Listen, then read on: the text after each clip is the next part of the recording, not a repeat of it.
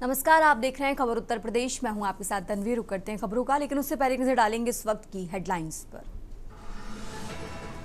उत्तर प्रदेश में smart meter विवाद पर सीएम योगी का दखल, कहा विशेषज्ञ समिति बनाकर मीटर शिकायतों की कराएं जांच। आज जारी होगी उत्तर प्रदेश की अंतिम मतदाता सूची, कट सकते हैं 7 लाख लोगों के नाम। पश्चिम उत्तर प्रदेश में ज्यादा नाम काटे जाने की संभावना। उत्तर प्रदेश में शिक्षा मित्रों का मानदेय हुआ 18,000, अनुदेशकों का भी बढ़ा वेतन। शिक्षा विभाग के अपर मुख्य सचिव ने जारी किया आदेश। पश्चिम बंगाल से लौटे आईएएस अनुराग यादव, चुनाव आयोग के निर्देश पर हो सकती है कार्रवाई।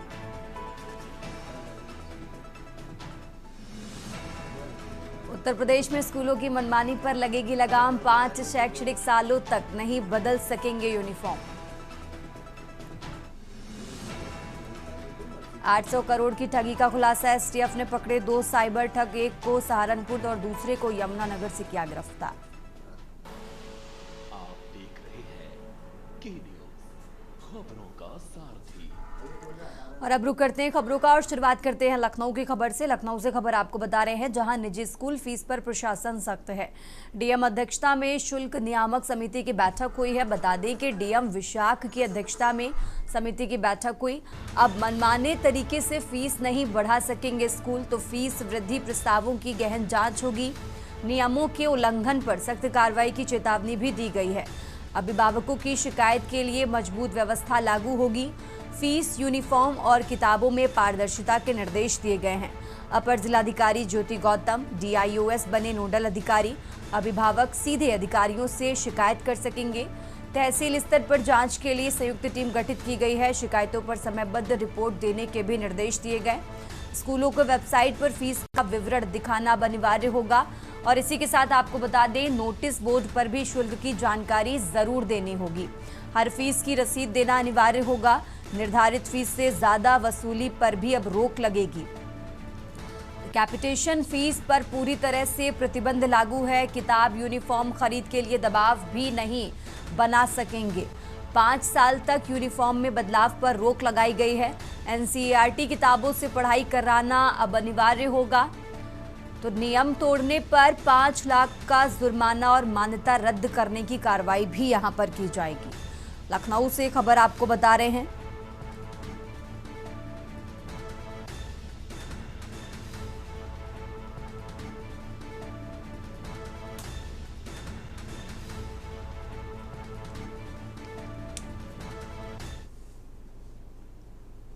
और आगे बढ़ते खबरों में बात कर रहे हैं लखनऊ की। सीएम योगी का कल कार्यक्रम नारी शक्ति वंदन अभियान की बैठक करेंगे।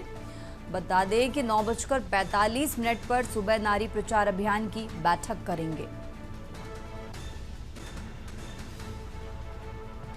मेडिकल यूनिवर्सिटी कार्यक्रम में भी शामिल होंगे सीएम योगी। लखनऊ से खबर आपको बता रहे हैं, 11 बजे अटल बिहारी वाजपेयी मेडिकल यूनिवर्सिटी में कार्यक्रम है और इस कार्यक्रम में भी शामिल होंगे उत्तर प्रदेश के मुख्यमंत्री योगी आदित्यनाथ।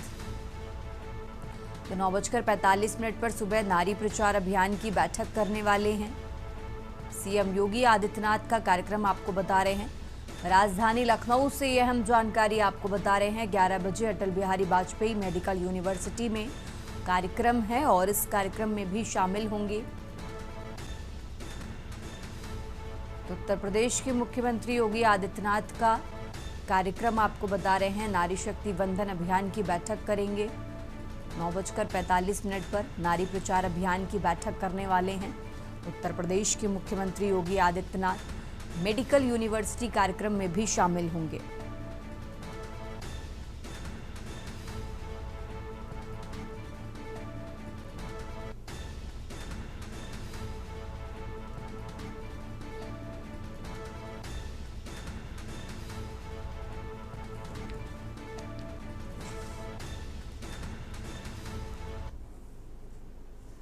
और अब खबर गाजीपुर से है, जहां दिलदार नगर थाना क्षेत्र में एक दर्दनाक हादसा हो गया है, जिसमें आग लगने से एक फार्मासिस्ट की मौत हो गई है।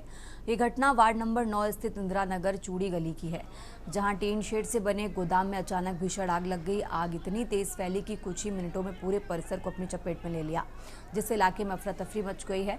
मृतक की पहचान 35 वर्षीय अंकित मिश्रा के रूप में हुई है।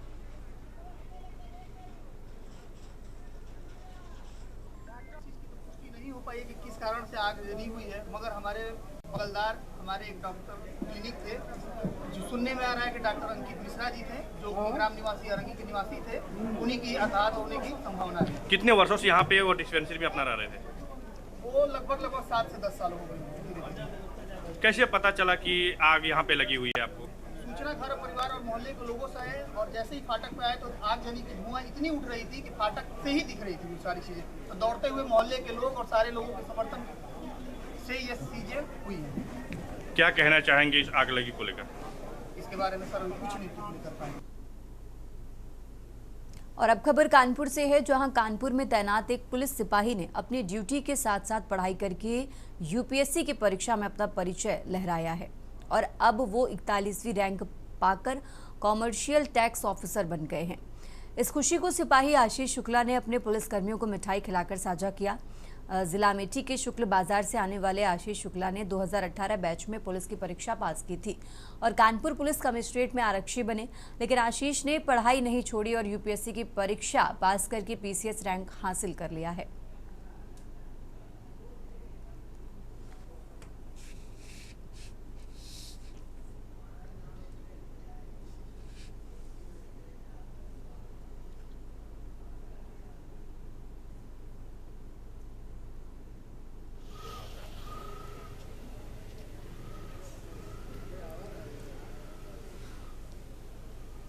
खाओ तो भैया।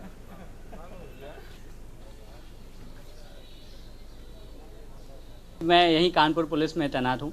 2018 बैच का मैं सिपाही हूँ, यहीं पे सेवा दे रहा हूँ। वर्तमान में मैं पुलिस लाइन में सेवा दे रहा हूँ और मेरा अभी जो 2024 का पीसीएस था उसमें सिलेक्शन हो गया। तो कहाँ पर आपको क्या डिपार्टमेंट मिला है अब? और अभी मेरा सीटीओ में हुआ है, कॉमर्शियल टैक्स ऑफिसर में। उसके अंतर्गत जो 41 रैंक है उसमें अंडर सीटीओ वो मुझे मिली है और मैंने यहीं कानपुर पुलिस में सेवा दी है। कब से तैयारी कर रहे थे, कैसा रहा? ये मेरे अपब्रिंगिंग का हिस्सा रहा है। मैं नवोदय विद्यालय से मैंने पढ़ाई की है, तो वहाँ पे मेरे पास ऐसे एग्जाम्पल रहते थे। मेरे सीनियर काफ़ी ऑफिसर हैं मेरे। और अब खबर अमरोहा से है, जहां भाकियू के युवा नेता दिग्विजय भाटी क्षेत्र में निर्माणाधीन एक पुल में घटिया निर्माण सामग्री इस्तेमाल होने के आरोप को लेकर तमाम समर्थकों सहित हसनपुर कोतवाली पहुंच गए।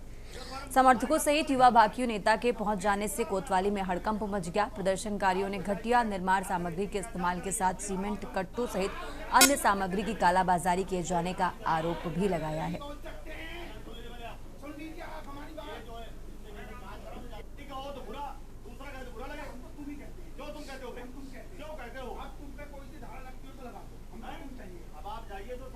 अवगत करना चाहते हैं, हम आपको अवगत करना चाहते हैं कि ये पुल बन रहा है करणखाल गांव में।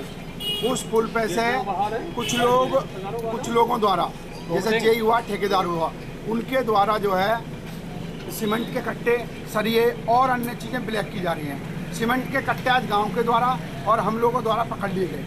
हमने 100 नंबर पुलिस बुलाई, मैंने कहा कोई झगड़ा कोई फसाद नहीं है। 100 नंबर पुलिस ने कहा कि आप जो थाने आ जाओ। हम लोग थाने आ गए। थाने में इंस्पेक्टर साहब ने ऐसी बातें कही हैं कि जिसका कोई ठिकाना नहीं है। इंस्पेक्टर साहब खुद जो है, क्या नाम है, कहीं ना कहीं लिखते हैं। और अब खबर झांसी से है, जहां नवाबाद पुलिस ने फर्जी फॉर्म बनाकर जीएसटी चोरी करने के एक आरोपी को गिरफ्तार किया है। एएसपी ने बताया कि गिरफ्तार आरोपी वीरेंद्र कुमार पुत्र ब्रजमोहन दिल्ली का निवासी है, जो भोले भाले लोगों को फंसाकर उनके मोबाइल सिम व आधार कार्ड लेकर फर्जी जीएसटी फॉर्म बनाकर सरकार को राजस्व क्षति पहुंचा रहे थे। पुलिस ने आरोपी से 2 लैपटॉप, 39 मोबाइल सिम कार्ड और 2 मोबाइल फोन बरामद किए हैं।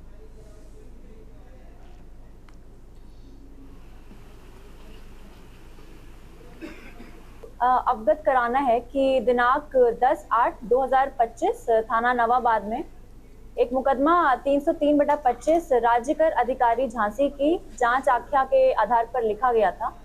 इसमें ये तथ्य सामने आए थे कि कुछ अपराधियों द्वारा फेक फर्म बनाकर और बोगस व्यापार दिखाकर जो आईटीसी है उस। और अब खबर सुल्तानपुर से है, जहां निजी स्कूलों द्वारा अभिभावकों से अवैध वसूली और आर्थिक शोषण के खिलाफ उत्तर प्रदेश कांग्रेस कमेटी के आह्वान पर जिला कांग्रेस ने कलेक्ट्रेट परिसर में विरोध प्रदर्शन किया। कांग्रेस कार्यकर्ताओं ने स्कूल प्रबंधन और राज्य सरकार के खिलाफ नारेबाजी की और जिलाधिकारी के माध्यम से राज्यपाल को ज्ञापन सौंपा।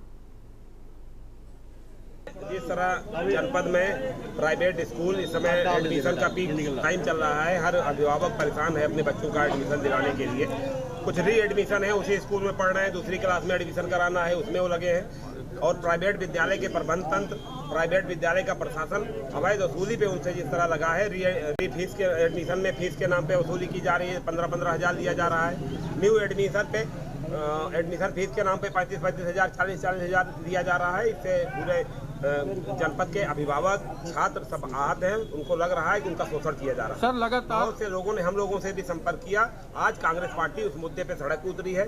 सोमवार को हम लोगों ने एक प्रतीकात्मक विरोध दिखाते हुए ज्ञापन दिया था। उस पर हम लोगों को 3 दिन में जब कोई कार्रवाई नहीं दिखी, आज हम लोग सड़क पे उतर के विरोध प्रदर्शन कर रहे हैं। और अब खबर फिरोजाबाद से है, जहां पीपीपी मॉडल से अत्याधुनिक रोडवेज बस स्टेशन निर्माण कार्य को मंजूरी मिल गई है। मुख्यमंत्री योगी आदित्यनाथ की अध्यक्षता में हुई कैबिनेट बैठक में इस परियोजना को स्वीकृति मिलने को सदर विधायक मनीष असीजा के प्रयासों का परिणाम माना जा रहा है। निर्माणाधीन बस स्टेशन आधुनिक सुविधाओं से लैस होगा, जिसमें उन्नत यात्री सुविधाएं, बेहतर पार्किंग व्यवस्था, साफ सुथरा व्यवस्थित परिसर, डिजिटल टिकटिंग और सूचना प्रणाली आदि सुविधाएं उपलब्ध होंगी।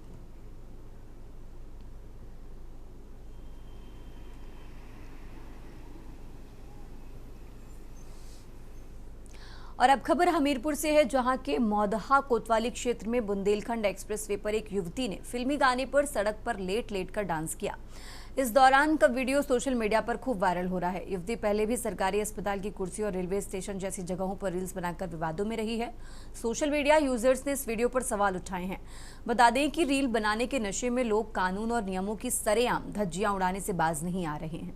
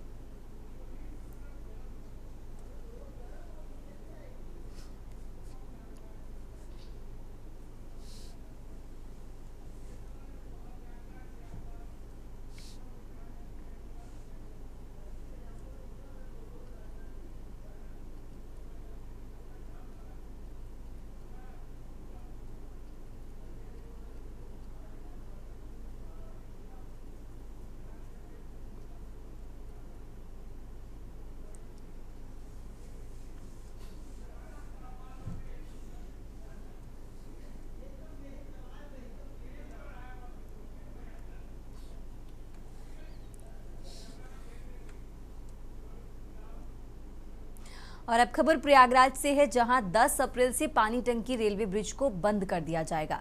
ये रेलवे ब्रिज बंद होने से महानगर के लाखों बाशिंदों को आवागमन में परेशानियों का सामना करना पड़ेगा। बताया गया है कि ओवर ब्रिज बंद होने से अगले 2 सालों तक सिविल लाइंस पहुंचना मुश्किल हो जाएगा। बताते चले कि ओवर ब्रिज काफी पुराना होने की वजह से क्षतिग्रस्त हो गया है, इसीलिए एहतियातन के तौर पर इसे आधुनिक तकनीक का नया सुविधाजनक ओवर ब्रिज बनाया जाएगा।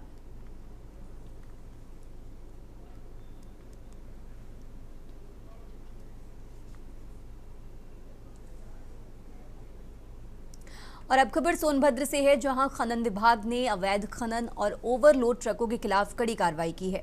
चोपन थाना क्षेत्र में 3 ट्रक पकड़े गए, जिनमें ना तो वैध कागजात थे और ना ही निर्धारित लोडिंग मानक का पालन हो रहा था। प्रत्येक ट्रक में लगभग 700 फीट से ज्यादा बालू लदी हुई मिली।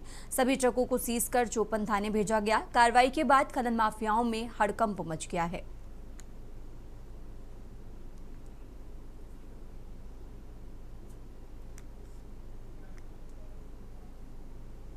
और अब खबर पीलीभीत से है, जहां पीलीभीत में 5 साल का प्यार का अंजाम अब मौत में बदल गया।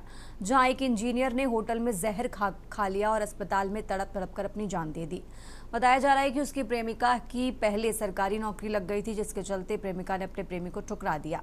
उसकी शादी दूसरी जगह तय हो गई। उसके बाद प्रेमी भी एक सरकारी कंपनी में इंजीनियर हो गया, मगर अपनी प्रेमिका को भूल ना पाया, जिसके चलते उसने एक कदम उठाया।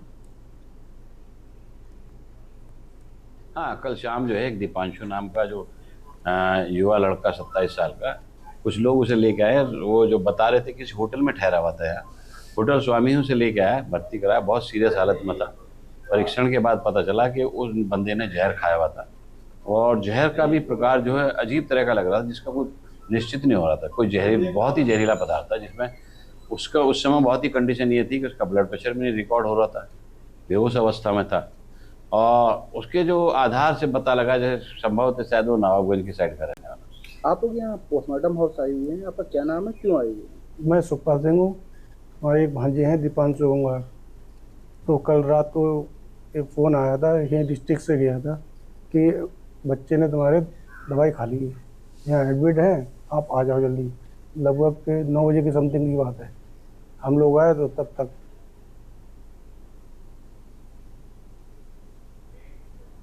खबर उत्तर प्रदेश में, यहाँ रुकेंगे एक छोटे से ब्रेक के लिए। देख रहे हैं के न्यूज़, खबरों का सारथी। ब्रेक से वापस आ चुके हैं, रुक करते हैं खबरों का। बात कर रहे हैं फर्रुखाबाद की, जहां फर्रुखाबाद के फतेहगढ़ कलेक्ट्रेट सभागार में आबकारी विभाग की दुकानों के लिए ई लॉटरी प्रक्रिया संपन्न हुई है। जिलाधिकारी डॉक्टर आशुतोष कुमार द्विवेदी, पुलिस अधीक्षक आरती सिंह, आबकारी आयुक्त के प्रतिनिधि और जिला आबकारी अधिकारी जीपी गुप्ता की उपस्थिति में देशी शराब, कंपोजिट और भांग की कुल 13 दुकानों का आवंटन किया गया। 240 आवेदनों में से फाइनल के माध्यम से 7 देशी शराब, कंपोजिट और 3 भांग की दुकानों का ई लॉटरी से वितरण किया गया।